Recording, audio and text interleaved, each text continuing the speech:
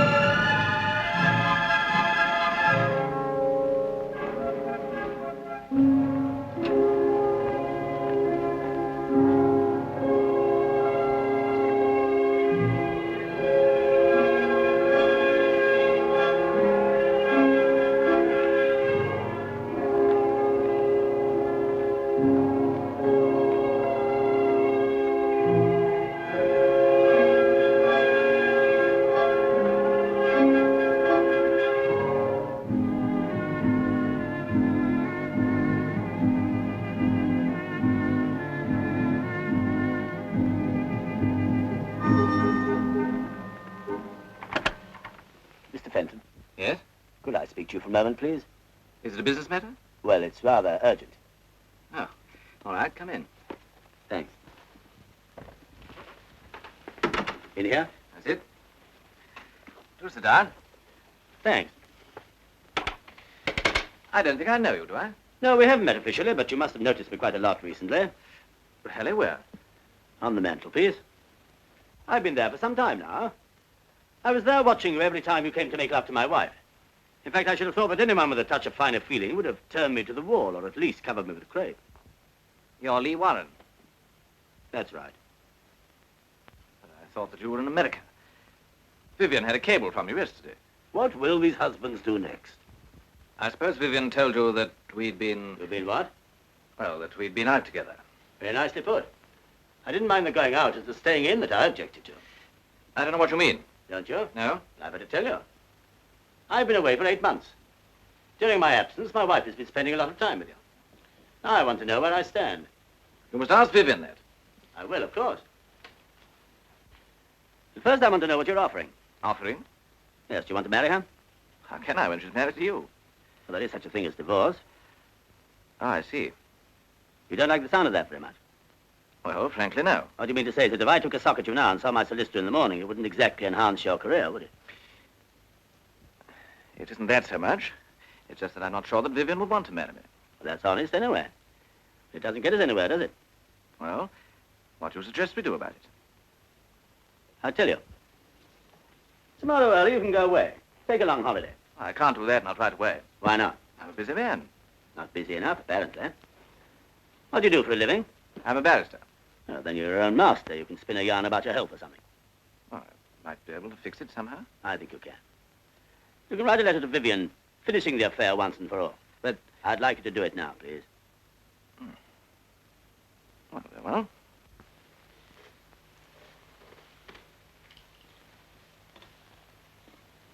Wait, we'll compose it together. How do you usually address her? Vivien, dear? Oh, Vivien, darling. I love you. You got that? Yes? But I realize that whatever your feelings are for me now, you love your husband and always will. And always will. Paragraph. I cannot bear to be near you and to know that you can never be mine. And if what I am about to do may seem cowardly to you, Cowardly? your trip, you're running away without seeing her. All right. Cowardly to you, it is the only way out. So tomorrow, I'm going away on an extended trip abroad. When I return, I hope that you will again be happy with your husband and our friendship, but a happy memory of the past. Love, again, whatever you usually put. Love always. That's right. Love always. How does that strike you? Well, I think I see what you're getting at, Warren. You want all traces of opposition out of the way so that you two can try to get together again. Exactly. You know, you're very understanding, Fenton. In other circumstances, I could almost like you. Thank you. What about a drink now? I should like one. Whiskey? Please. Was your American trip successful? Very. Sarah? Please. You wouldn't care to settle there, I suppose. No, my roots are here. Cheers. Cheers. May I? Yeah, of course.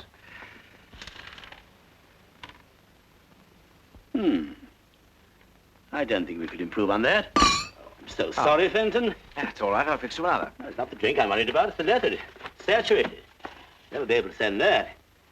Afraid you'd have to write another. Well, now, look here, Warren. You can't be serious about this letter. I'm afraid I am.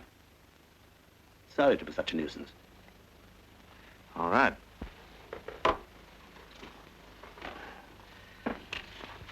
Pretty girl. Who is she? My sister. Why? I just wondered. You're sure it's not somebody else's wife? I don't think that's very funny. No, perhaps not. Don't say I'm here. Of course not. Hello? Oh, hello. No, I'm all right. Yes, of course. Well, not tonight. As a matter of fact, I'm just going out. Yes. Yes, good night. Your sister? No, your wife. I don't think that's very funny either. She wanted to bring some friends in for a drink. What a shock she'd have had. You'd better finish the letter.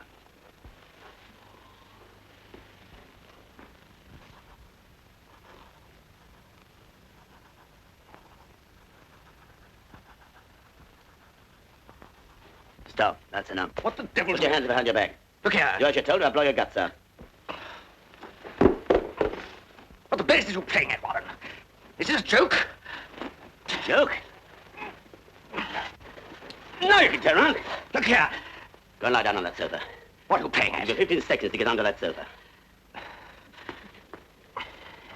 Now put your feet up.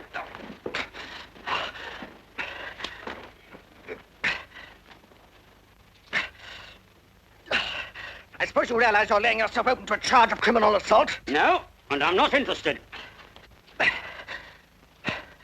Now, perhaps you'll be good enough to explain your quite extraordinary behavior. Certainly. That's why I came here. Did you and Vivien often talk about me? Not often. No, I don't suppose you would. Our marriage obviously didn't mean very much to you, but it meant a great deal to me. You probably wouldn't believe this, but I can remember exactly every detail of every minute of every day, since I knew I was going to America and had to leave her. I can remember exactly how she looked when I told her. She was wearing a new black dress. I didn't say very much until we'd started the dinner and the waiter had gone. Then I said, Vivien, the firm wants me to go to America. America? Yes, they want me to put over a couple of deals and make arrangements for a New York office. Will you go? No. Why not? They say I can't take you with me. But Lee, surely you're going. Do you want me to go without you? Of course I don't, but if it's your job. Oh, I get it. You're not so ridiculously jealous that you're still thinking about Paul. Nothing ridiculous about that. I promised I wouldn't see him again, ever, and I haven't. It was only a stupid little lapse. Surely you can forget that now. This trip means promotion, doesn't it? It may. Then you'd be a fool not to take it. How long will you be away? Oh, about 5 or 6 months. Well, that's not so very long. I'll write to you every day. You will? Of course I will. Get on with your soup, darling. It's getting cold. When Vivien saw me off at the airport, I could have sworn she really meant what she said. When I got to New York and settled down to work, the letters really did come every day, just as she'd promised. I knew everything was all right, but I could really trust her at last.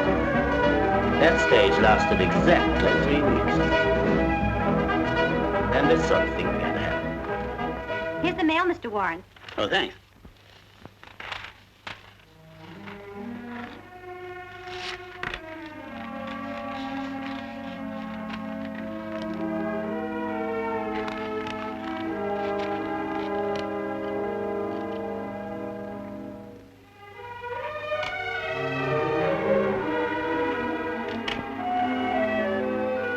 This for me, will you? Yes, Mr. Warren.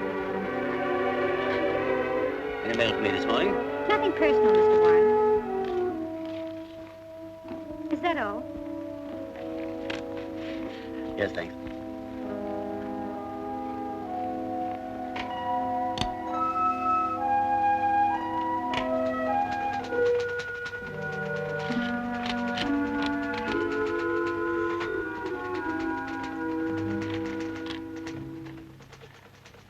Stern, take a cable, will you? Mrs. Warren. Thanks for long letter. Stop. I'm mailing you a bottle of ink and fountain pen. Stop. Please use them. Stop. Looking forward to seeing you. Fondest love, Lee. Right away, sir. In the end, I couldn't stand it any longer, so I put in a transatlantic telephone call. All one weekend, I tramped up and down the office, waiting for it to come through. And when it did... Hello? All right, I'll hold on. Vivien, is that you? Vivien, what's happened? I haven't heard from you for over a fortnight. But, darling, I wrote to you yesterday and on Tuesday. Well, I must have forgotten to post it. I know, Lee, but I've been so terribly busy. Yes, you see, Mother's in town. I've had to take her out. I know, darling, but some days it's so difficult. Really it is. All right, darling, I'll try. Yes, I promise. I miss you terribly, too. No, I'll write you every day from now on. Yes, I promise. Hello? Hello? We were cut off, but I didn't care. I'd spoken to Vivien and I was happy. That shows you the sort of fool I was about her.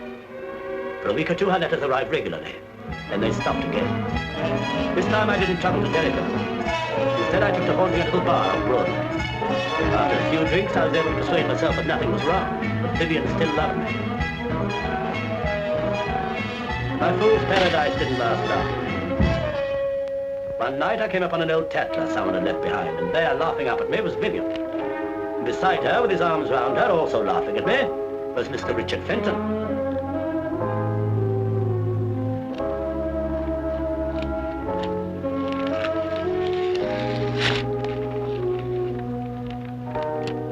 I went back to my office to think out what I should do. I know I sat staring at the picture for hours.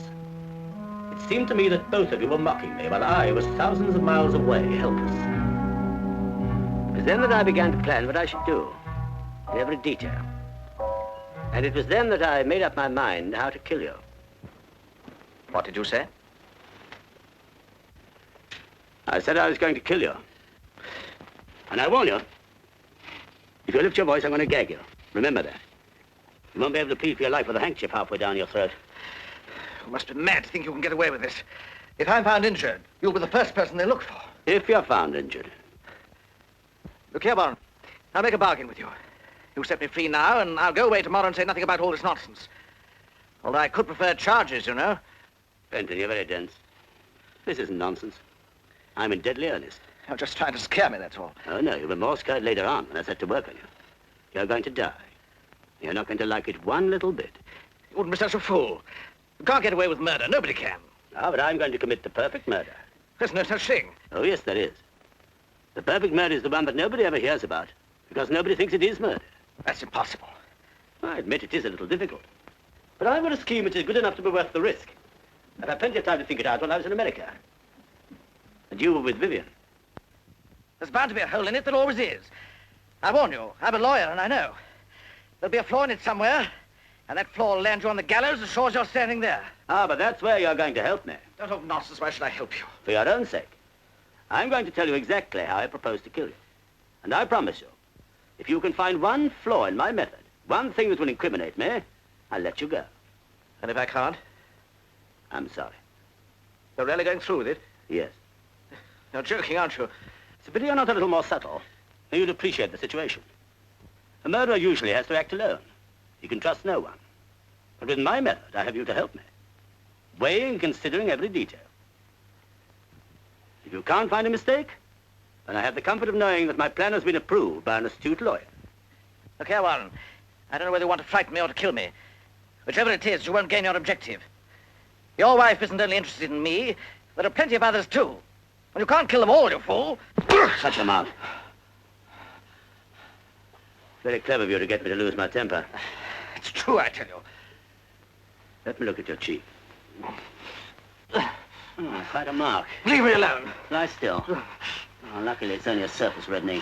Take your dirty hands off me. Oh, and leave a telltale bruise on that cheek of yours. Not after I've taken all this trouble. Oh, that's all right now.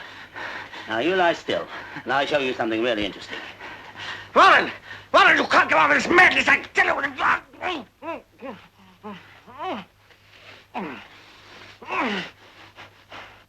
This is your bedroom, isn't it?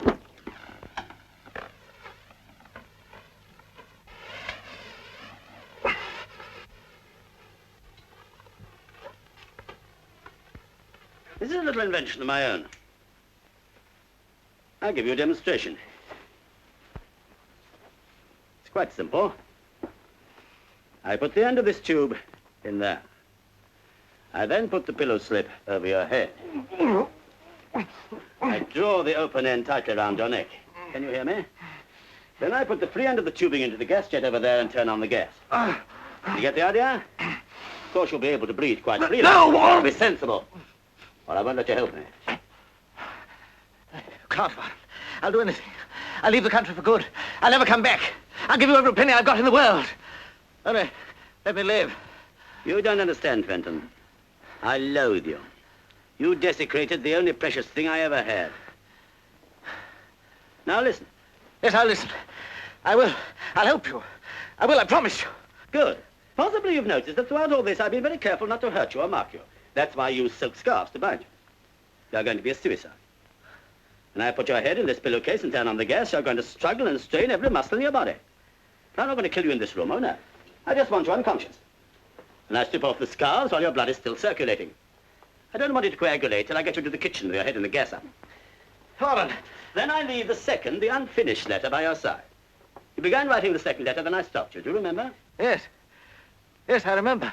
Well, listen. Vivien, darling, I love you. But I realize that whatever your feelings are for me now, you still love your husband and always will. I cannot bear to be near you and know that you can never be mine. If what I am about to do may seem cowardly to you, it is the only way out. That's where I stopped you. Any suggestions? Let me think. You must give me time to think. Nobody can make murder perfect. There must be a flaw in it somewhere. There must be. Go ahead, think. I can't. Do you see anything wrong? Come on. What will you say you're doing this evening if they question you? Oh, that's easy. I arrived in London by air. I reported to my office, telephoned Vivien. She was out.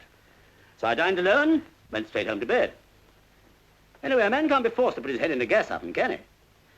Don't forget you're not bruised. They won't find any drugs in you when they open you up. Fingerprints. Gloves. Motive. I never met you, I've never heard of you. No one knows that I've found out about you. Somebody must have seen you come in here. If I hadn't taken care of that, I shouldn't be here now. Marks on my wrist. Silk scarves. Any other suggestions?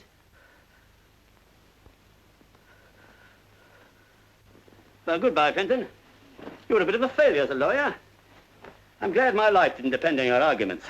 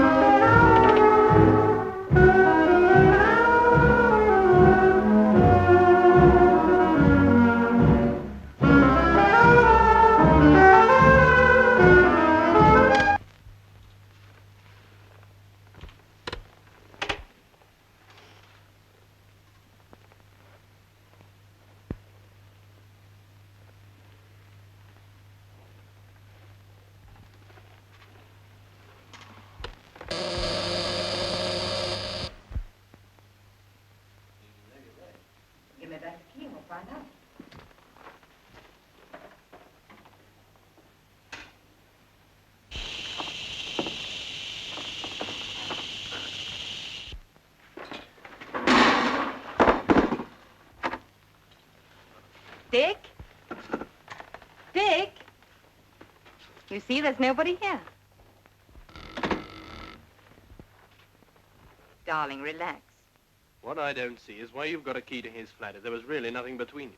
It's no use my pretending, Jimmy. You're right. There was something between us, but it's all over now.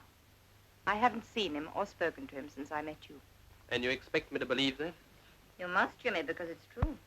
Do you think I'd come up here tonight if it wasn't? You wouldn't have come at all if I hadn't made you. Of course not. I was going to try and cover it up, naturally. I didn't want you to know. If I hadn't found that key in your bag, you wouldn't have told me. Would you? Do you blame me? No, I suppose not. I'm glad you know the truth now. I don't want there to be any secrets between us. It's far too important to me for that. And anyway, it's not a crime to have had an affair and then found out that you've made a mistake, is it? You know why I wanted to be certain there was nothing between you and Dickie? No? Because I wanted you to divorce your husband and marry me. And now? I want to more than ever. Darling. You will marry me as soon as you can get your divorce, won't you? I don't know what to say. This is all rather sudden. Get me a drink, Jimmy. I don't want to touch his drinks. Well, I do. I need one. And so do you. And make it strong, darling. It isn't every day one gets a proposal.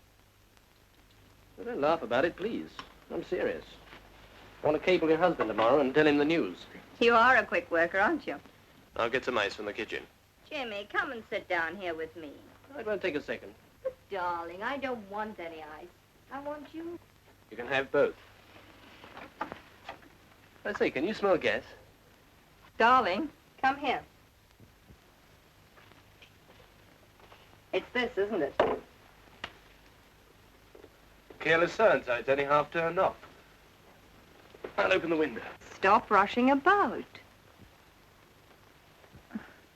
Now what's the matter? I can't kiss you here. Not in his flat. Well, let's go somewhere where you can. Where would you like to go? Bottle party? Can't you think of anywhere more private? Yes, I suppose so. Darling, we are going to be married, aren't we? Yes, but... Do I have to write you a letter, Mr. Martin?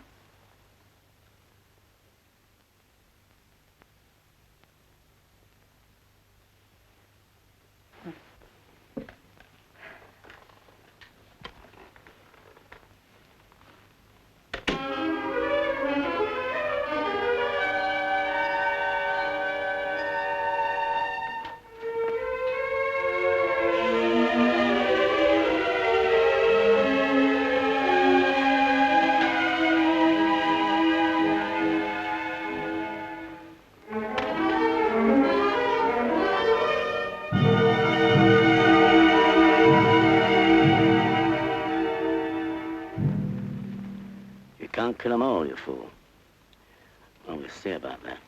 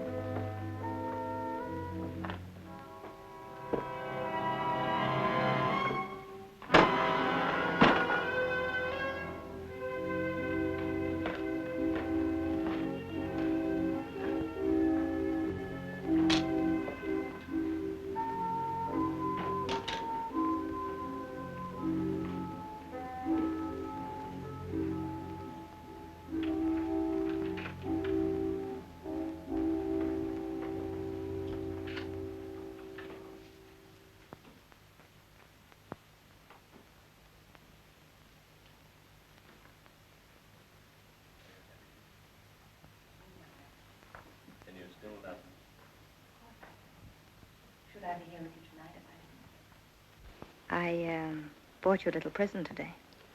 You shouldn't have done that. It's only an old signet ring I came across in the junk shop. But just you read what's inside.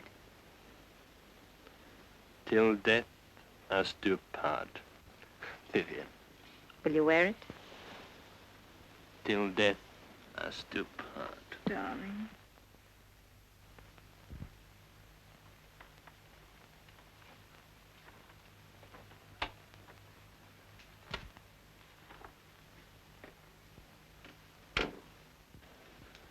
What was that?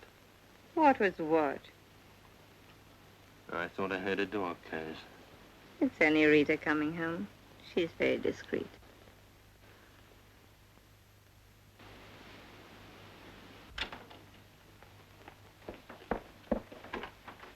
Oh, excuse me, madam. It's all right, Rita. I thought you said you'd gone to bed. You needn't worry about her. She knows how to hold her tongue. Yes, but darling, Stop worrying and say good night.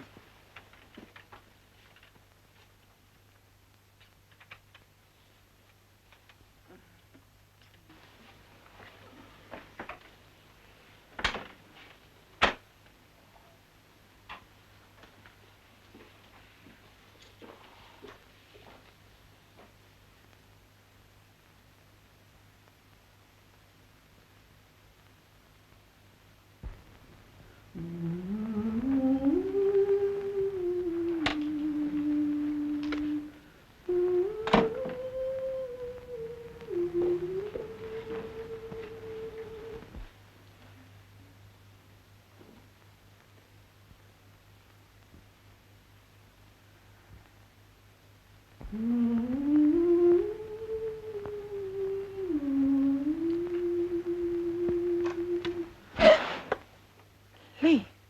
Oh, I thought I heard you come in. Lee, darling. When did you arrive? How long have you been here? I've been in for hours. You poor darling. Why didn't you phone me when you landed? I did. No answer. So I came on home and went to bed. Why didn't you wait up for me? I was dog-tired. We had a rotten crossing. There was no one in anyway. Poor Lee. What a homecoming. And just the one night I'm out. You must tell me all about your trip. Was it successful? Lee, I've been so miserable without you.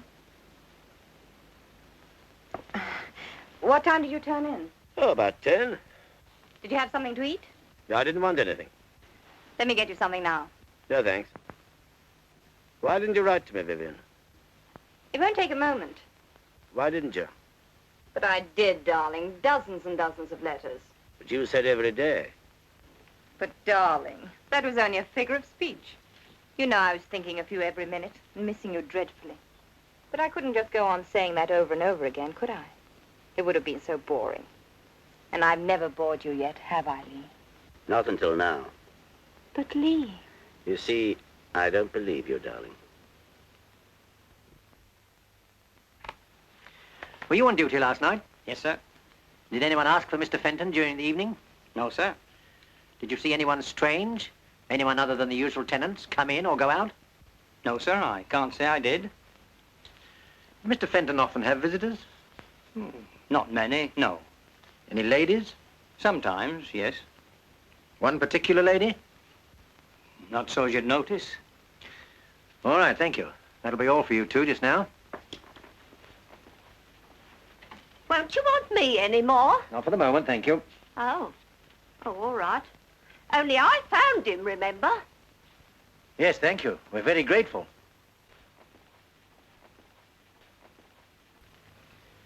There's a lady here to see you, sir. She's Mr. Fenton's sister. Oh, yes, ask her to come in, will you? Yes, sir. This way, please. Come in, please, Miss Fenton. Sit down, won't you? What's the matter, Inspector? Why have you sent for me? I've got some bad news for you.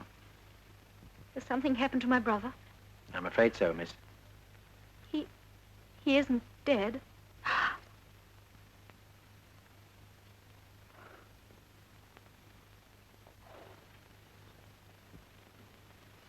How did it happen? He was found this morning in there with his head in a gas oven. You mean he committed suicide? I don't believe it. Dick would never do such a thing. He's not that sort of a person at all. A man can't be forced to put his head in a gas oven, Miss Fenton. Dick wasn't like that. You'd better read this.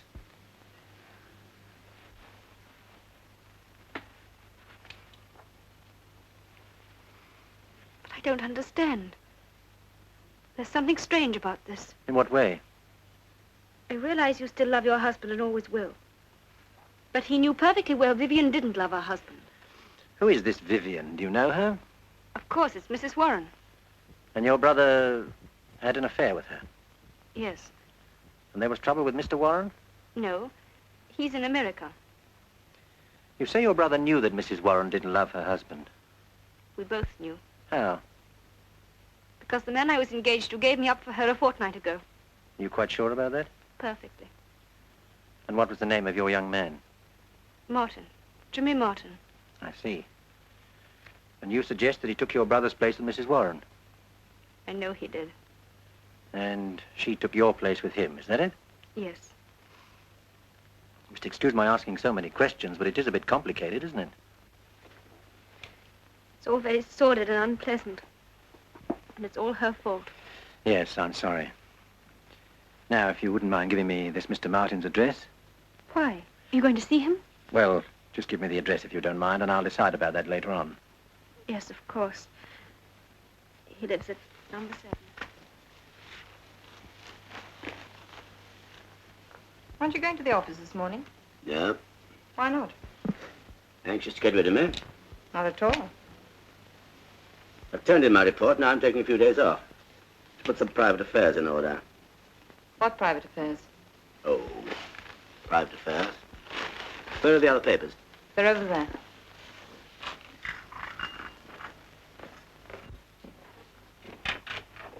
Good morning. Mr. Martin! Mr. Martin! Hello there.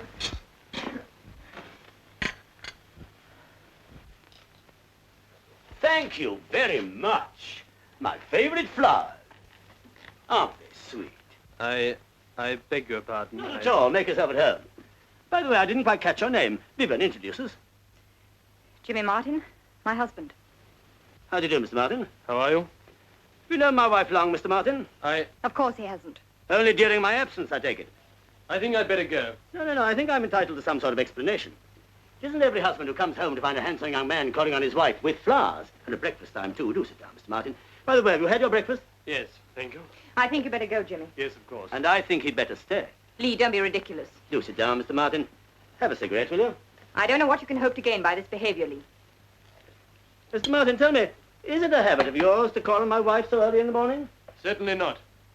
This morning you just thought that you would. Is that it? You may as well know it.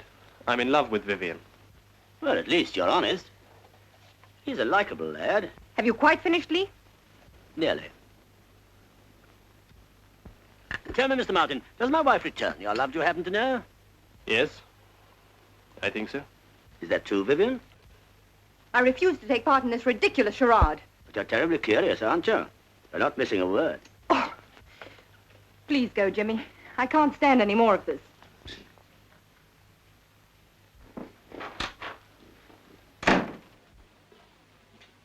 You must forgive my wife. She's not usually so inhospitable. Then, of course, you know that, don't you?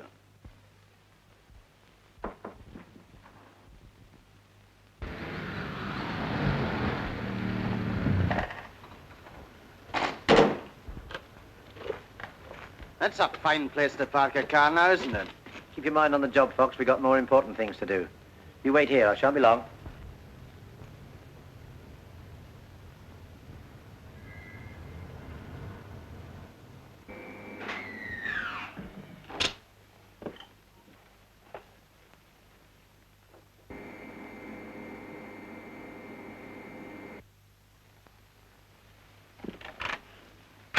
Good morning. I'd like to see Mrs. Warren, please. What name shall I say? Inspector Pembury.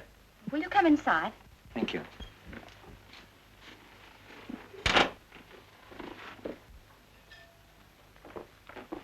Excuse me, sir, there's a policeman called. Inspector Pembury. Who does he want to see? Mrs. Warren. Has he brought any flowers? No, sir. Then show him in. Will you come this way, sir? Thank you. Good morning, sir. Good morning. I'm Inspector Pembury. Mr. Warren? Yes, can I help at all? My wife's dressing. It's about a friend of your wife, Sir, Mr. Richard Fenton. Do you happen to know him? Fenton? No, I don't think I do. What about him? He was found dead this morning. Oh? What's that got to do with my wife? We found this letter near the body. It's addressed to Vivien. I think that's your wife's name, sir. Yes, it is. May I read it? If you wish. Thanks. I'm sorry to have to inflict this on you, sir. Did you know about your wife and this Mr. Fenton? No, I've been away for 8 months. I only got back from America yesterday. Oh, really, sir? Then I expect this must come as a bit of a shock to you. Well, yes and no. Yes and no? And there's no point in beating about the bush. I came back from America earlier than I expected because I was worried about my wife.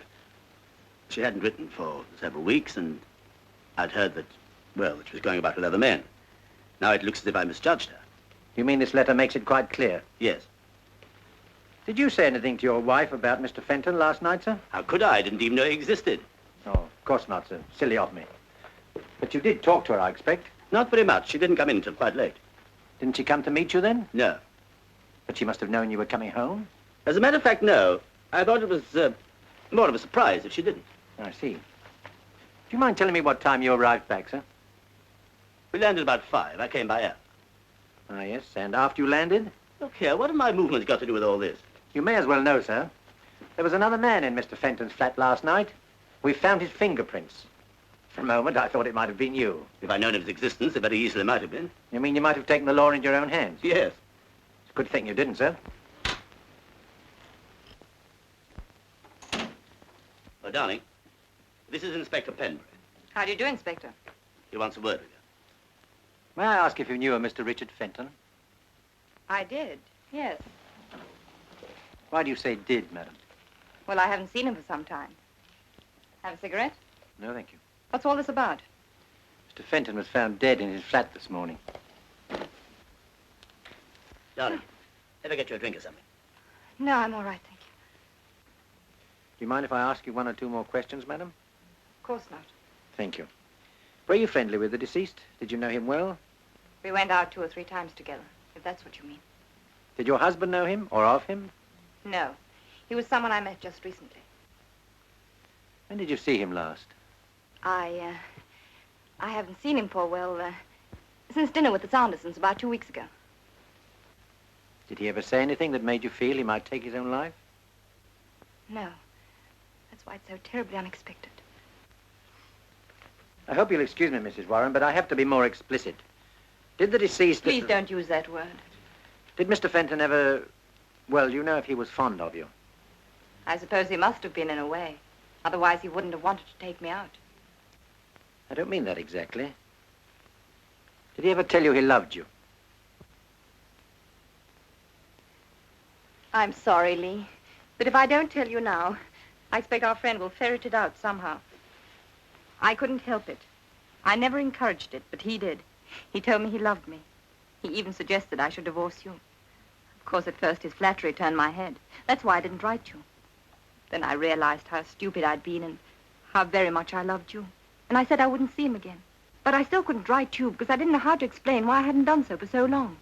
You do understand, don't you, darling? More than ever now, my precious. I was going to try and tell you this morning, but you wouldn't. I'm glad you have, because Fenton left a letter. A letter? And what you said just now explains perfectly what he wrote. Doesn't it, Inspector? It does indeed. What did he say?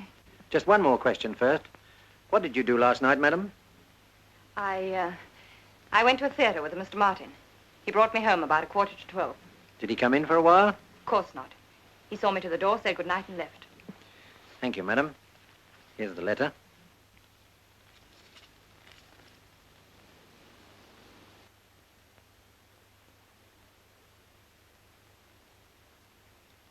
He killed himself for me. How terrible. Terrible. Don't take it like that. He killed himself because you were faithful to me, didn't he? Yes, but... Well, no one can blame you for that. You won't want to ask you any more questions now, will you, Inspector? No, I'd better be going. Inspector, if there's anything else, please don't hesitate to ask me. However badly I may feel about this, it's not myself I'm worried about. It's my husband. Your husband, madam? I don't quite understand. Well, you know how people talk. And that letter, it looks so awful. Must it be published? Well, that's for the coroner to say, madam. I'll do what I can. Thank you, Inspector. Thank you, madam. You made things much easier for me. Good day, Inspector. Good day.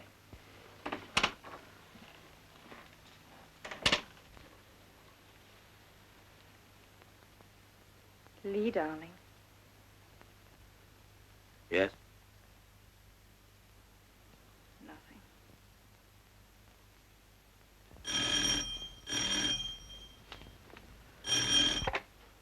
Hello? Oh, hello. I can only talk to you for a second. Lee's in the other room. Jimmy, listen. Dick Fenton's committed suicide. Who told you? Oh, is she there? Well, be careful what you say. Jimmy, listen. The police have been here asking all sorts of questions. They wanted to know where I was last night, and I had to tell them. If they ask you, say that you saw me home. And whatever happens, don't let out that I was in Dick Fenton's flat last night. No, don't worry, I wouldn't. No, of course not. All right, I'll watch my step. Bless you, darling. And be careful.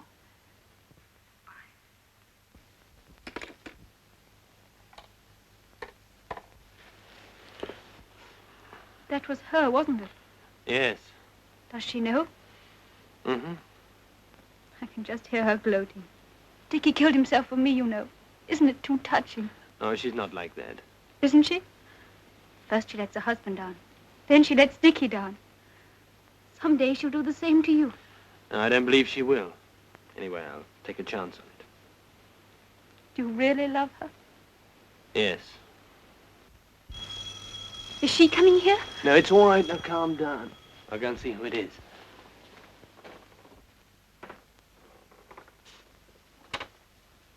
Good morning. Mr. Martin? Yes?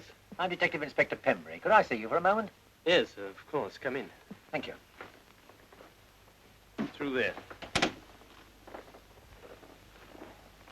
I believe you know Miss Fenton. Yes, we met this morning. I'd like to speak to you alone, Mr. Martin. Perhaps I'd better come back later on. That's all right, Inspector. I was just going. I'll see you to the door.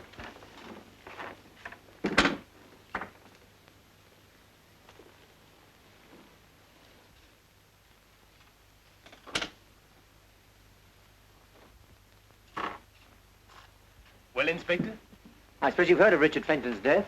Yes, his sister was telling me about it. No, thank you. Just a few personal questions, Mr. Martin. Do you mind? Not at all. How long had you known the deceased? Since we were at school. You're engaged to his sister, I believe. I was. We broke it off some time ago. Oh, I'm sorry. So far as you know, had Mr. Fenton any business or financial worries? He was a successful barrister. They don't have that sort of worry. Sit down, won't you, Inspector? Thank you. Any suggestion as to why he should take his own life? None at all. Do you think there might have been an unfortunate love affair?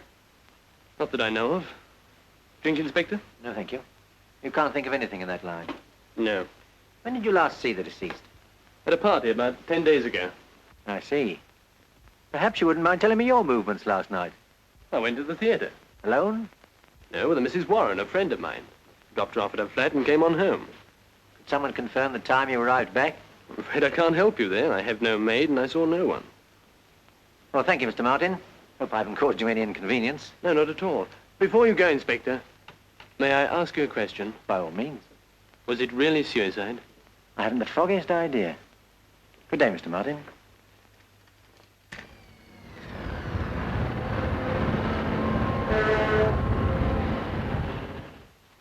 Hello, what do you want? Got something I'd like to show you here. And I've got something to show you. Look at this.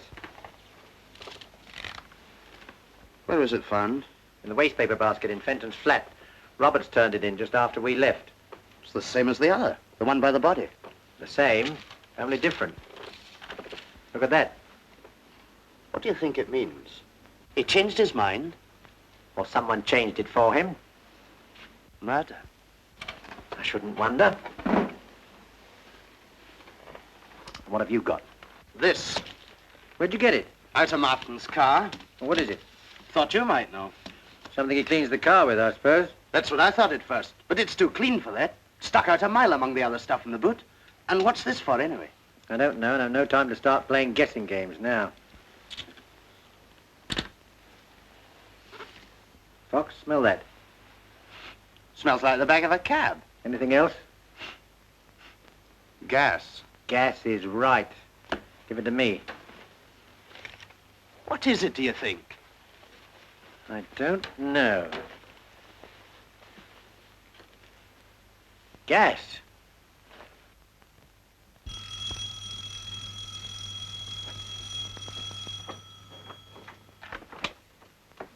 Oh, it's you. Come on in. Just a couple more questions, Mr. Martin. Reinforcements? Yes. This is Sergeant Fox, my assistant. Going away? Just for the weekend. Mr. Martin, are you quite sure your answers to my questions this morning were correct? Of course.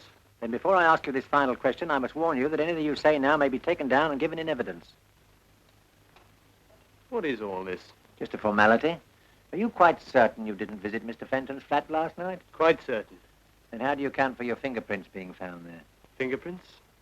Well, they must have been left from the last time I was there. When was that? About 2 or 3 weeks ago. Do you think Mr. Fenton would have left a whiskey glass on his table for 3 weeks? No, of course not. And perhaps you wouldn't mind telling me what really happened. Very well. I went there for a drink. When was this? Well, I dropped Mrs. Warren off at her flat at about 11:30. And I thought I'd call round and see Dickie. He wasn't in, so I had a drink and left. If he was out, how did you get in? I had a key. You must have found it. I left it on the table by mistake. So you arrived just before midnight. About that. The doctor puts the time of Fenton's death a few minutes either side of midnight. So you see, Mr. Martin, it looked as if Fenton was in his flat when you called. But I swear to you, he wasn't. Now, wait a minute. I didn't look in the kitchen.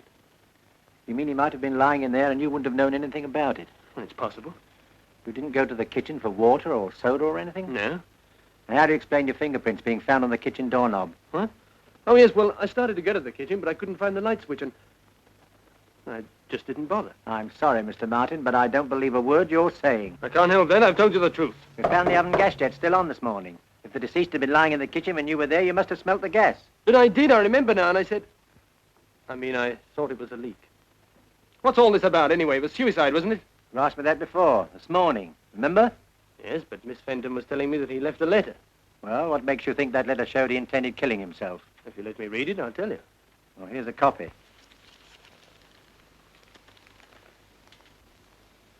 It's pretty obvious, I'd say.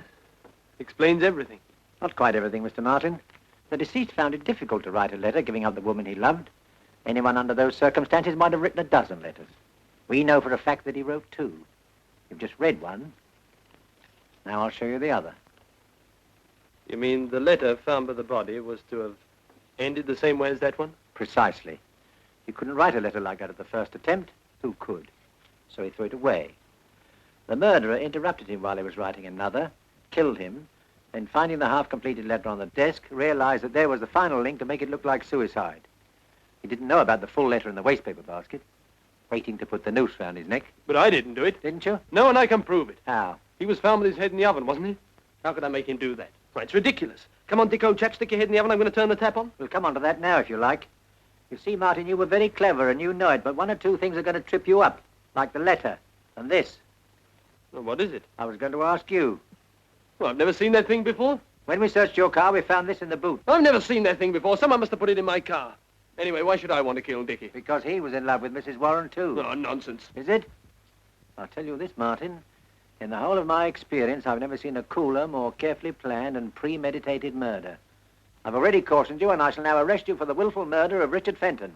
You're making a great mistake, Inspector. Take him away, Fox. I'll be over in a few minutes.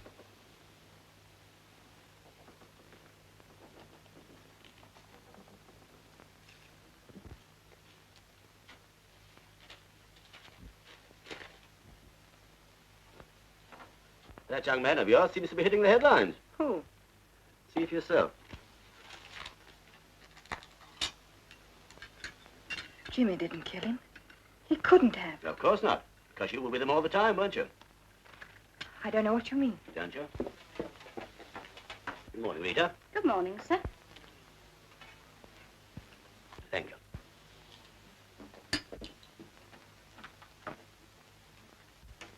You know Jimmy didn't kill Fenton because he never left your side all the evening.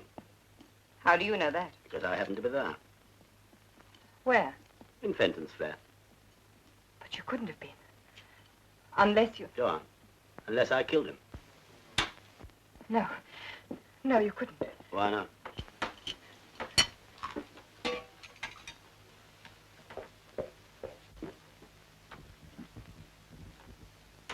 How could you have done it when you didn't even know about him?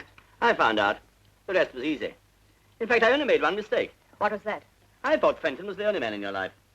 He tried to tell me there were others, but I didn't believe him. Until you came in with Jimmy, then it was too late. Do you know what Fenton said? He said, you can't kill them all, you fool. Well, he was probably right. But Fenton and Jimmy in one day is a pretty good start, isn't it? Now what is it? Post has just come. Well, put them over there. No, give them to me, will you, please? Thanks. You don't expect me to believe any of this, do you? I don't see why not. It's all quite true. I worked out a foolproof plan for killing Fenton. When Jimmy turned up, I replanned things a little, putting the pillow slip at the back of his car, for instance, instead of destroying it. If we don't pay the telephone bill in 7 days, we're going to be cut off. You mean to tell me you were in Fenton's flat that night? That he was dying there? While we were talking in the next room? Exactly. I don't believe it. Oh, you don't, eh? Do I have to write you a letter, Mr. Martin? Remember? I see. Your mother wants to come and stay with us. Why she did always write to me, I don't know. Perhaps she thinks I'm kind-hearted than our daughter. After you and Jimmy had left, I fiddled round Fenton's flat. And the more I fiddled, the blacker things began to look for James. You wouldn't really let an innocent man suffer for something you did. I suffered because of something he did. That's different. Not to me. I made up my mind to get my own back, and I'm getting it. You're mad. You must be. You love Jimmy Martin very much, don't you? Yes, I do. And you'd do anything to save him, wouldn't you? Yes. Well, now you're going to be in the interesting position of knowing that he's innocent and that I'm guilty and that you can't do anything about it. You're going to suffer slowly and exquisitely, and I'm going to enjoy watching you squirm.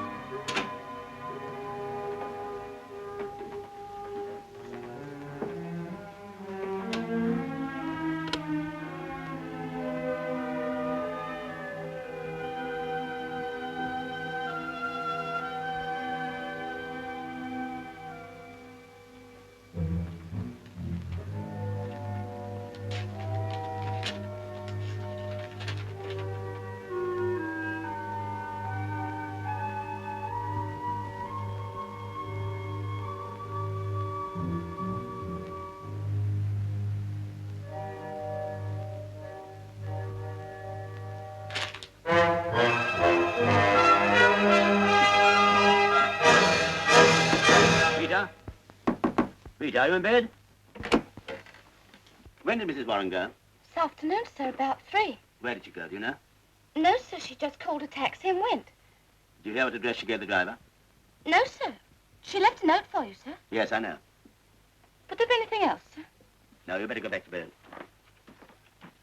I want to speak to Mrs. Warren, please. Warren. W-A-R-R-E-N.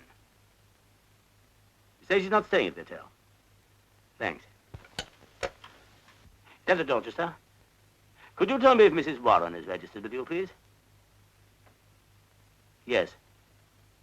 She's not there. Thank you. Is that Maidenhead 365? Riverside Hotel? Could I speak to Mrs. Warren, please? She isn't. You sure? Thanks.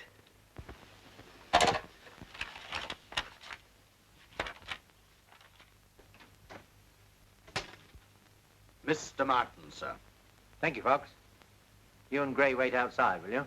Yes, sir. Sit down, Mr. Martin, please. You know Miss Fenton. Hello.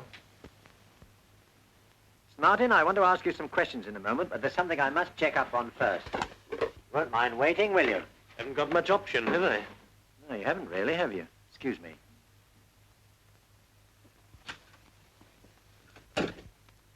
I suppose you arranged this. No. Well, yes, partly. What good did you think you could do coming here? I don't know. I just thought I would find out if there was anything to do to help. Well, there isn't. I know you didn't do it.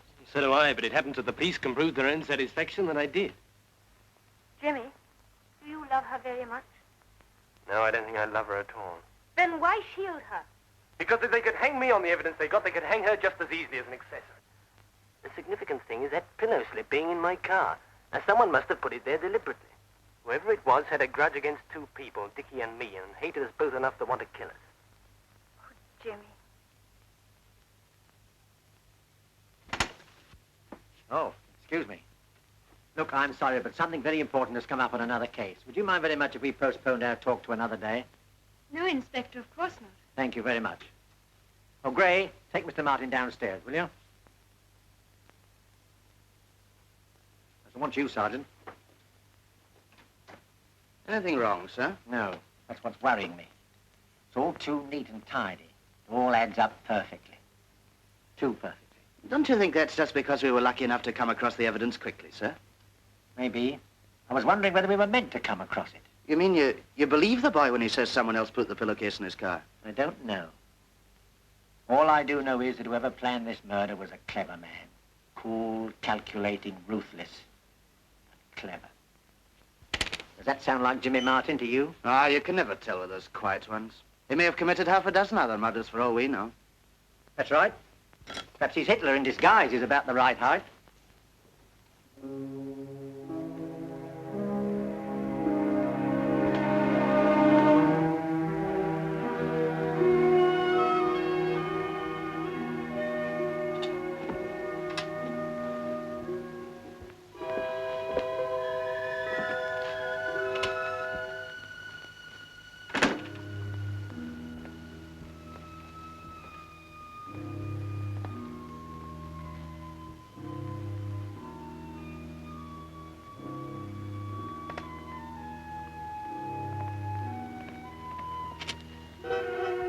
Enjoying the view, Mr. Warren? Oh, good evening, Inspector. No, just taking a walk. Long way from home, isn't it? As a matter of fact, I'm not sleeping very well, so I've taken to going for a long walk before I go to bed. Do you usually come and look at Fenton's windows? No, why? Oh, I see what you mean. The criminal returning to the scene of the crime and all that. I didn't say so. No, I should hope you wouldn't. Pity about young Martin, losing his head like that. Yes, isn't it? Nice boy. Yes, I understand. Well, remember me to your wife, won't you, sir? If you don't mind, I don't think I will. She doesn't like being reminded of unpleasant things. Good night.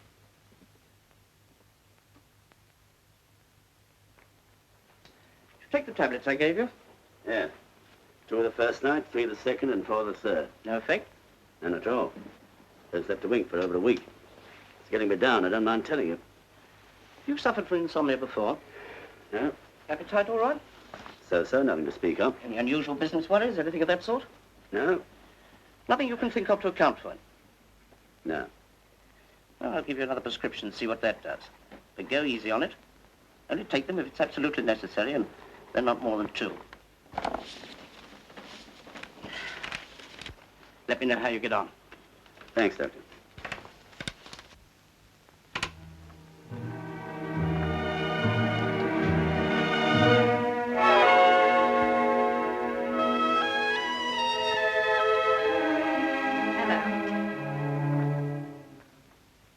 When did you come back? About half an hour ago. You might look as though you're pleased to see me. You suppose I am? I thought you might be by now. Give me a light. Why did you go off like that? I told you in my note. Your hand's a little shaky, isn't it? Yes, I haven't been sleeping very well. You know you do look a little the worse for wear. You don't seem very worried yourself. I'm not. You're tougher than I thought you were. Not tough. Just logical and sensible. You see, Lee, I've thought the whole business out, quietly and reasonably. And I've discovered 2 very important things. What are they? First, that I love you, and second, that you love me. What makes you think that? Why else should you be so jealous of every man who so much as looks at me? Why else should you kill Dick and Jimmy? To make you suffer something of what I've suffered. But, darling, that's silly, surely. I never loved them the way I love you. Is that true? Of course it's true. Why did you think I came back? But why did you? Because I was worried about you. Why? In case you might do something silly. Why should I do that? Because the responsibility for that boy's death is getting too much for you, isn't it? Yes, it is. I don't know what to do about it. I can't think straight. It's all my fault. I should have made you see that nobody means anything to me except you. But what about Fenton and Martin? They never meant that much. But why did you... Only because you weren't there and I was so bored without you. Vivien, is that true? Absolutely.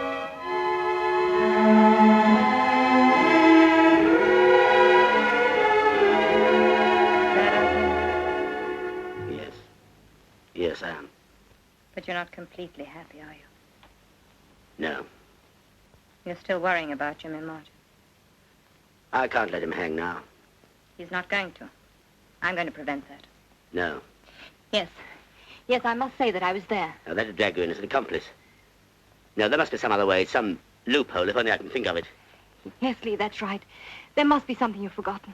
No crime is ever perfect. This one is. Too perfect. I saw to that. I didn't know I was going to want to undo it all again. But there must be something you've forgotten. There must be. Lee, try to think. Please try to think. Oh, Fox. Sir. Mr. Warren's been telling me the real story behind Fenton's death. See what you think of it. Do you mind, Mr. Warren? But I've already told you. Would you mind telling us again for Sergeant Fox? He's been working on the case with me. I'd like him to hear it from the beginning. Very well. As far as I can remember, it was like this. On the day that I arrived back from America, I reported at my office, then rang up my wife. She wasn't in. So I put in my reports, cleared up, and went on home. I got to the flats about 7 o'clock. As my taxi drew up outside, I saw my wife getting into Martin's car. I was naturally curious to know what was going on. Wouldn't you have been? So I waited until they were safely in the car. Then I told my driver to follow them. They went to a restaurant, then to the theater.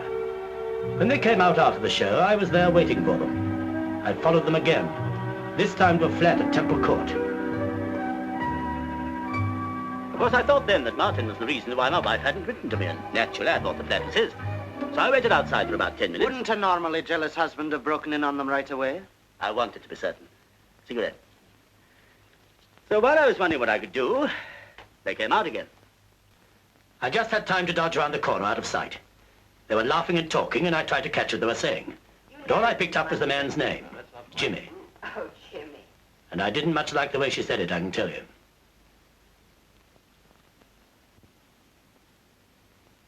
After they'd gone, I tried the door. Which was conveniently open.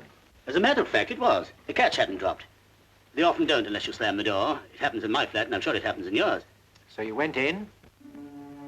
I thought I'd wait and knock hell out of this Jimmy when he came back. I looked carefully around the apartment, taking everything in. Then I went into the kitchen. You know what I found there? A man dead with his head in the gas oven. I turned off the gas and picked up the letter. It's addressed to Vivien. When I read it, I realized the flat didn't belong to Jimmy. It belonged to the other poor devil, whoever he was. Then a thought struck me. I could turn this suicide into a murder done by Jimmy. That meant I had to get rid of every scrap of evidence that my wife had ever been in the flat. It wasn't easy. I had to think fast. I put her cigarette stubs in her pocket. Then I noticed the waste paper basket. It was full of unfinished letters. I took a look at some of them. They were all in the same strain. He'd obviously made half a dozen shots at writing that farewell letter before he got it the way he wanted it. One of them gave me another idea, the best idea of all. I left the finished letter in the waste paper basket, put all the rest in my pocket. All except one, an unfinished one. The one you found beside the body, Inspector. Then I washed the glass Vivien had used so as to remove her fingerprints. And how did you know which one was hers? By instinct? No, by lipstick. Go on. In the same way, I got rid of the cigarette she'd been smoking. leaving traces that only Martin had been there. Traces that you were bound to discover, Inspector. And what did you hope to achieve then by all this? Exactly what did happen. I knew that when I turned up, my wife would have to deny being in Fenton's flat with Martin. And when the body was discovered, she'd have to stick to her story. And when you, Inspector, found Fenton's first letter and Martin's fingerprints all over the place, after he denied having been there, well, you were bound to wonder what had really happened, weren't you? Undoubtedly. Of course, I was mad with jealousy then, trying all I could to hurt Martin. I regret it very much now. What did you do with all the letters you stuffed into your pockets? I took them away and destroyed them, of course. Then I had to find a way to connect Martin directly with a fake murder. That wasn't easy. If Fenton had shot himself, there'd have been a gun. But gas... Then I had a really brilliant idea. You know, the gas mask thing. I set to work and made it. How it could possibly be used on a strong, healthy man, even I can't imagine. But I knew if it was found on Martin, it'd make things even worse for him. You mean to tell me it was never used? But of course not. I invented it. Then how do you explain the fact That it was impregnated with gas? Yes. Because in my thorough way, I didn't forget to play the gas jet over it. Very clever indeed, Mr. Warren. And at the risk of appearing a trifle dense myself, may I ask how you planted it in the car of a person you didn't know? Quite simple. Martin's car was outside my own front door when I returned from Fenton's flat. Where exactly did you put the contrivance? In the back right-hand side of the luggage compartment, correct? So what you're saying is that Fenton committed suicide and you made it look like murder. Is that it? It is. Very interesting, eh, Fox? Yes, sir. Very. Would that be all, Inspector? Yes, that'll be all. For the moment.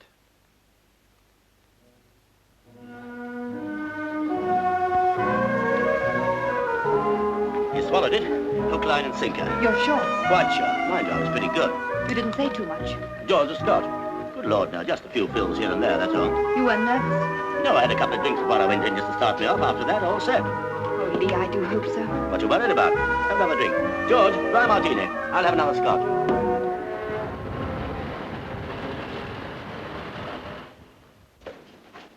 Oh, Mr. Warren, there's a gentleman to see you. Oh, thanks. Sorry to worry you again so soon, Mr. Warren. Oh, that's all right. You've come to arrest me for obstruction or withholding evidence or something, I suppose. No, we don't want you. We've got Martin. Surely my confession clears Martin. Well, that's just it, Mr. Warren. We don't altogether like your confession, as you call it. In fact, we're not inclined to believe it, unless you can produce a little more tangible evidence to support it. Why should I trouble to invent a story like that? Or because you were grateful to Martin for getting rid of Fenton so conveniently for you? Or because your wife asked you to? That's all nonsense. Everything I told you this morning is the truth. Perhaps I'm rather dull, but frankly, I don't believe any man could think as fast as you say you did. But I warn you that's the evidence I shall give if you bring Martin to trial. Do you really think you should? You're sitting pretty. Why save him at the expense of yourself? Because I can't see an innocent man hang. That isn't what you thought a fortnight ago. Ah, but I found out since then there was nothing between Martin and my wife. Your wife told you that? She did. And I believed her. I wish I could believe you, sir, but I can't. What more do you want? Just something to convince me that your story is true, that you really were in the flat that night. Well, let me think. There must be something. I know. There was a dishcloth over the oven door to keep the gas in. Oh, come now, sir. That's the sort of thing you could have read in the news of the world any time. Oh, wait a minute. The kitchen, I've got it. Someone had knocked the milk over. There was a pool of milk on the floor. Is that enough for you? You know, it almost looks as though you really were in Fenton's flat that night. Well, of course I was. But I still don't think your story is true. Now you're being insulting. I hope not, sir. I don't mean to be. You know, sir, I learned a great deal about art on a case once. It seems that every artist has a certain style, and often it's not necessary for an expert to see the signature on a picture. He can recognize the artist from the style. What's that got to do with me? Just this, sir. Your alibi for Martin is too slick. If he'd told me your story, I'd have been more inclined to believe it. You see, it has the same style about it as the murder. Good afternoon, sir.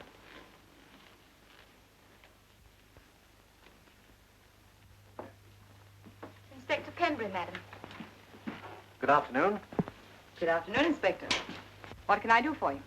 Well, as a matter of fact, I've come to ask your help. I can't believe you need that. Oh, two heads are better than one, you know. It was your husband's idea.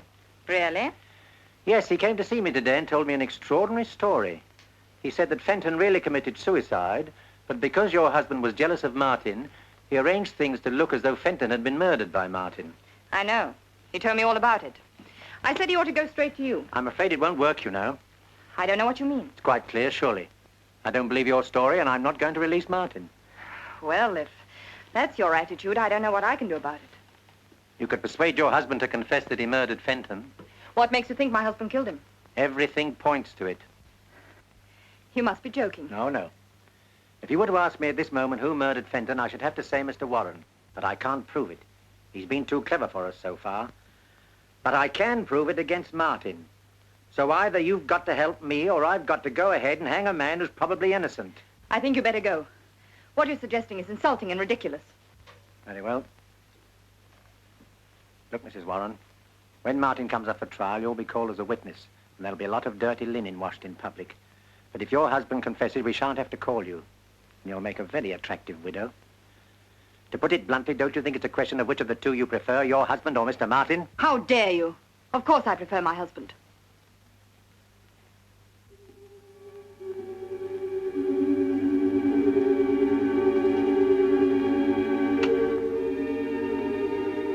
Who rang, madam? Yes, Rita.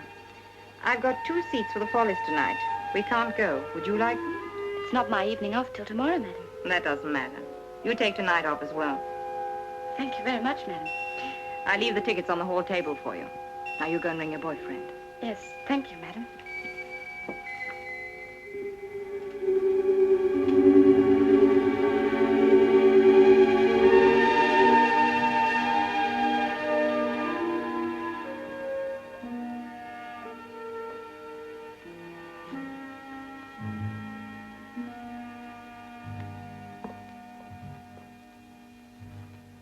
Hello, darling. Hello. You're late. Yes, I am a bit. Gosh, I'm tired. Come in here and I'll give you a nice drink. Thanks. Had a busy day?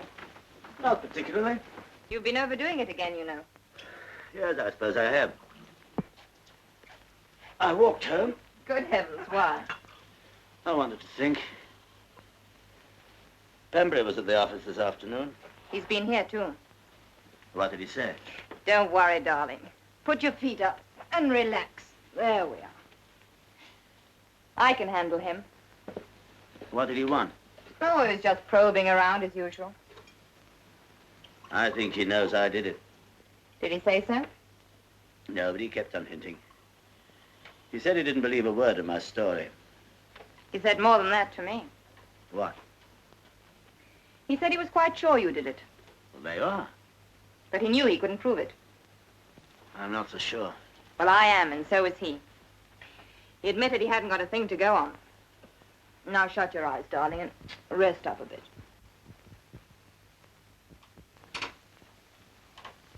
Oh, I'm just off, madam. Have a good time. You look very nice tonight, Rita. Thank you, madam. What on earth are you doing? Packing? I can see that. What for? They're taking a trip. Don't be an idiot, Vivien. I can't stand any more tonight. Listen, Lee. I found the answer to the whole wretched business. You remember Pierre?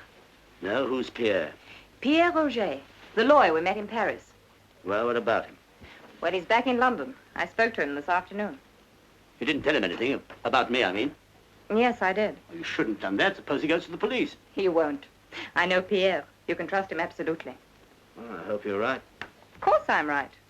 Besides, a lawyer's like a doctor or a priest. They never repeat anything. All right. What did he say? He's very smart. You know that. And he says the best thing for you to do is to get out of the country at once. Not a hope. We'll be stopped before we got across the channel.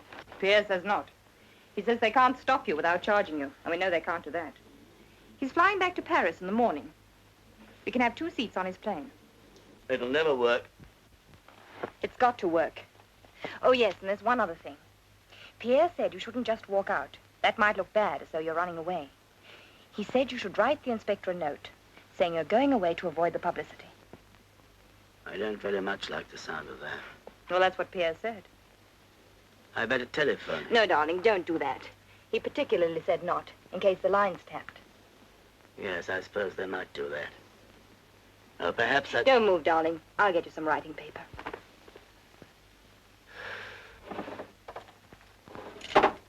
He said write the note and leave it here.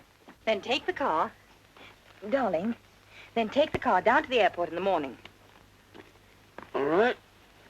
I'll try anything once. There you are. And the envelopes are in there. Vivien, Hmm? do I have to write this tonight? Darling, the plane leaves at 7:30. I can't see you doing it in the morning. I don't know what to say. Tell him the truth. You're fed up. You can't stand the publicity, and so you're getting out. I wouldn't say too much. I don't like putting things down on paper. You never know what people will make of them afterwards. Please yourself, darling. I'm only telling you what Pierre said. Well, I've got to have another drink first. The only drink you're going to have tonight is hot milk. Oh, I hate milk. Or maybe just a little whiskey in it. Please. Don't go yet. Tell me what to say first. I'm no good at letter writing. That's your job. Well, you might give me a start. Darling, I've told you what to say. You're fed up, you can't stand the publicity, and so you're getting out while the going's good. Now get on with it.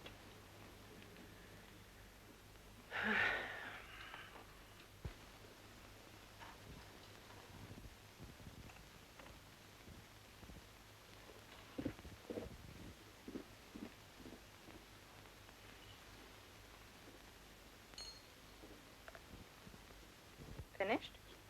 Just about.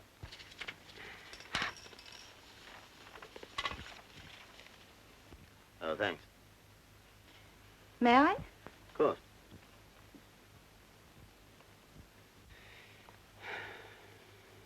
I never know whether it's the milk that spoils the whiskey, or the whiskey that spoils the milk.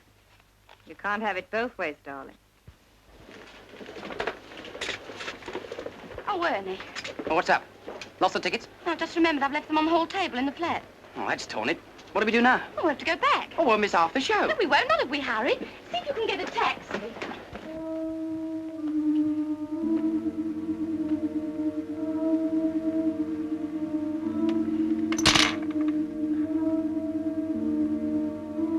That's made me feel really drowsy. I'm not surprised. I put some of your tablets in it. Good. How many? 20. 20.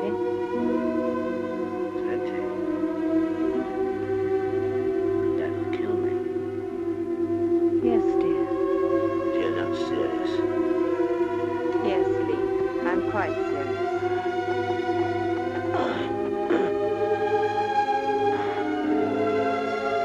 Why have you done it?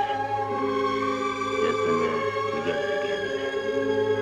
Clear up it all. I'm afraid that was just a fable, dear.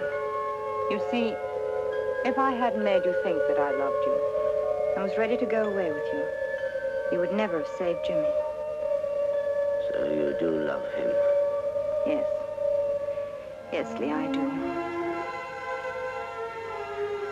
I see. Oh, get a doctor, please. Before it's too late. Please. Please. It is too late, Lee. But you needn't worry. You won't feel anything. You'll just get sleepier and sleepier. Vivien, for pity's sake. I don't want you to die, Lee. But you've got to. Why? So that I may go on living the way I want to live.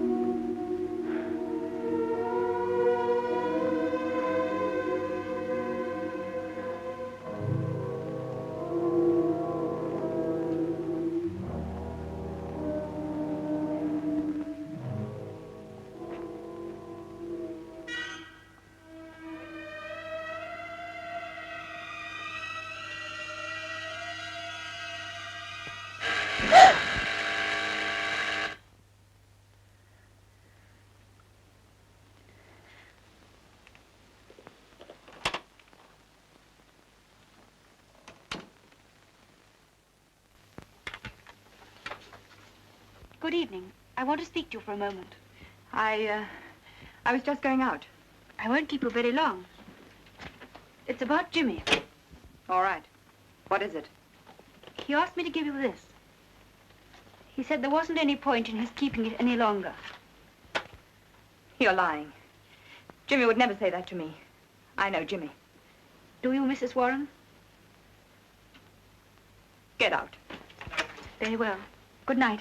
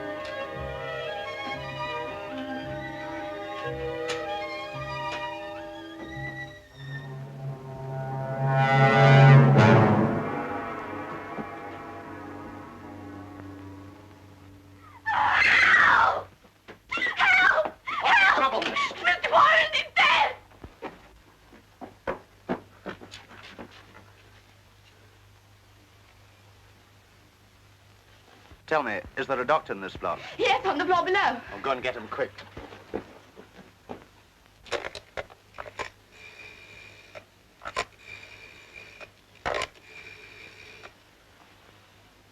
Inspector Penbury. Yes, quickly. Can I ask him another question? You can, but it won't do any good. I'm afraid we were too late.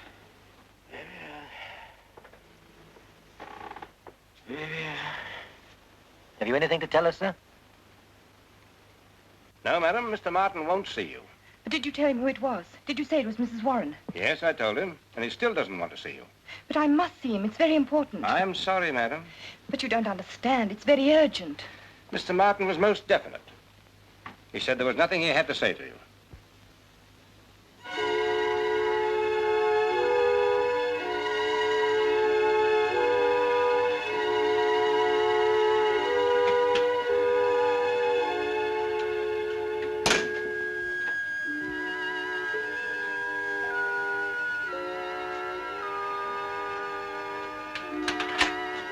She's here, sir, in the lift.